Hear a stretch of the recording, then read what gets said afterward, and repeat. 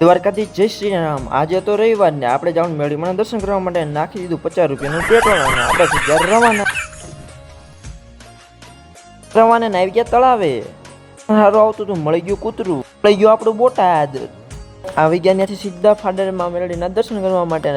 મેળીમાના દર્શન તમે પણ કરી લેજો ભાઈ, કેતા ને બાકી રહી ગયા। મેળીમાના દર્શન કરીને સીધા વહી ગયા ઘરે। તો સાંજ પડી ગઈ ને આવી ગયા ગણપત બાપાના દર્શન કરવા માટે। હું ને 4-5 ભાઈબંધ સાથે અને કરી લો ગણપત બાપાના દર્શન।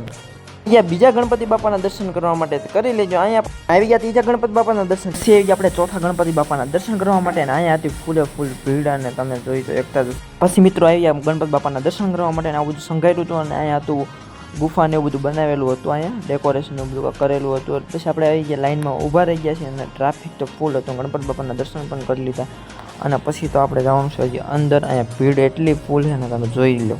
પછી કહેતા મિત્રો ફાઇનલી આપણો વારો આવી ગયો છે અંદર ગુફામાં અંદર। અને અહીંયા હતા નઈ નવા ભૂતડા ને એવું બધું હતું અને પછી વોલ્યુમ પણ એટલું બધું વાગતું હતું કે આમ ભૂતનું ને એનું એટલે બધા ડરી જાય, પણ આપણને કાંઈ બીક નહોતી લાગતી કારણ કે આ હતું ખોટું, તમે સમજો છો ને મિત્રો। આપણે પહોંચી ગયા બહાર અને બહાર આવું બધું ડેકોરેશન ને એવું બધું હતું ગણપતિ બાપાના। નવા વિડીયો જોઈએ તો મારી ચેનલ લાઈક શેર ને સબસ્ક્રાઈબ કરી લેજો અને